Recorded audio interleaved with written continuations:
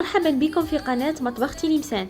اليوم من مطبخي جبت لكم طريقتي اللي نطيب بها اللوبيا جريني الأصيلية العادة والعوايد باللحم تاع الغلمي، لذيذة جدا وبنتها لا تقاوم. إذا خليكم معايا باش تشوفوا المقادير وطريقة التحضير. ولتحضير اللوبيا جريني باللحم إذا نحتاج إلى اللوبيا جريني. هذه هي اللوبيا جريني، وكاين اللي يسميها اللوبيا الصفراء اللي فيها القشرة، فيها شابة هاد اليامات وقتها في الصيف. اذا نقيتها الكميه على حسب افراد العائله نقيوها. كذلك نحتاج فيها الى قطعه من اللحم. انا هنا عندي اللحم تاع الخروف، تجي بنينه بزاف باللحم تاع الخروف، بصح اللي ما عندوش يقدر يعملها بالدجاج ولا لحم البقر، ولا كامل يمكن الاستغناء عن اللحم في هذه الوصفه.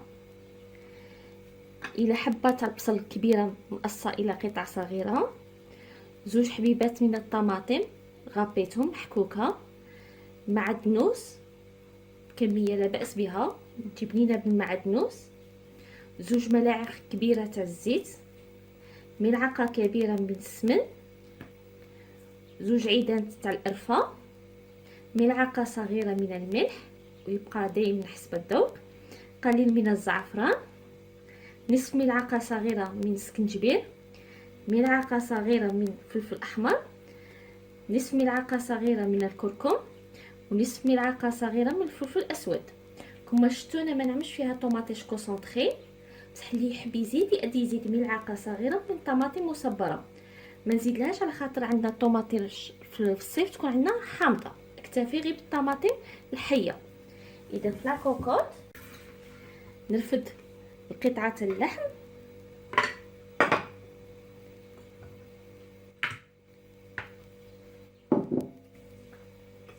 نزيد لها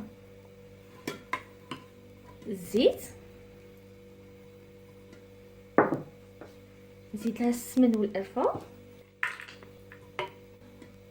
ونزيد لها البصل، ونزيد كامل التوابل،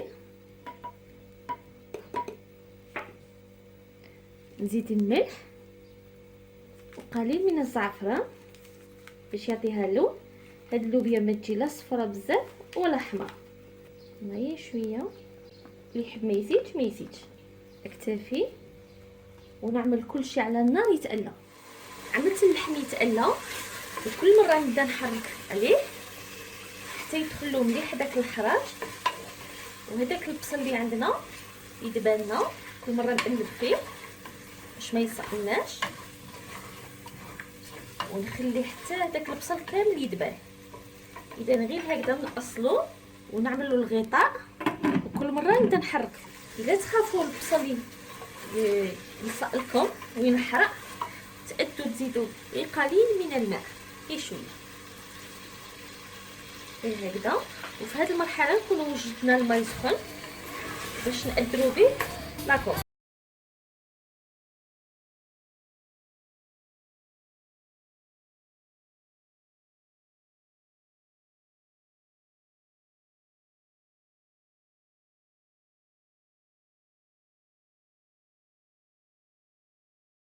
نحسوا بلي اللحم صايره تألى مليح وداك البصل صايره داب.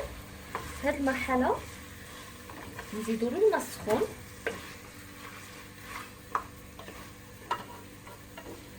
راني موجده الماء السخون.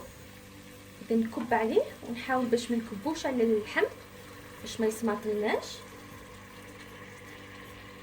نعمر الكميه اللازمه على حسب ما يتعيب اللحم.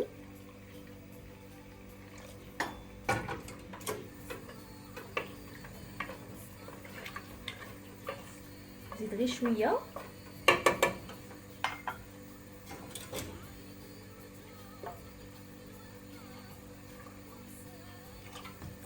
صاي اكتفي.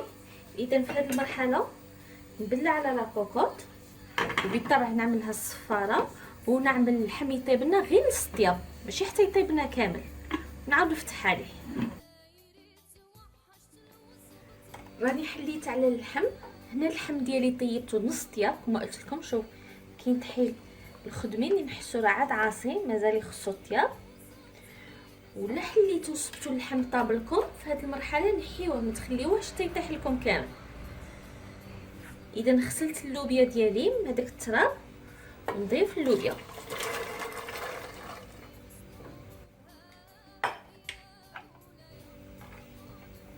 نقوي على الغاز، نزيد هذيك الطوماطيش في هذه المرحله،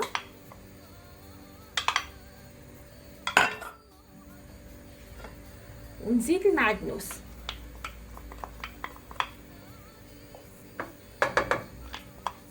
نبلع مره ثانيه على لاكوكوط ونخليه حتى اللحم ديالي يزيد يكمل طيابو واللوبيا طيبو، ونشوفكم ان شاء الله.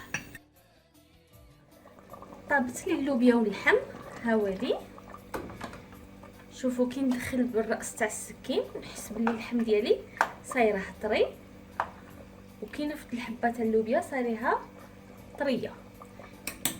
اذا نعملوها بتي فوي تجمر غير هكذا قليله، نخليها شويه تزيد تنقص لي المرقه وتعقد ويصبح جاهزه ان شاء الله. تشوفوا الطبق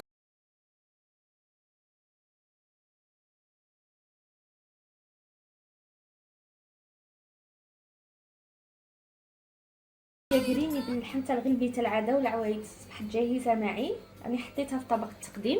كي نجيو نصبو دايما نحطو اللحم في الوسط، نعملو هذيك اللوبيا داير صاير ونزيدو واحد شويه تاع المرقه. انا زينتها هنا بهذوك الزوج العيدات تاع القرفه اللي كنت عملتهم بشويه تاع المعدنوس على خاطر نعملوها بالمعدنوس.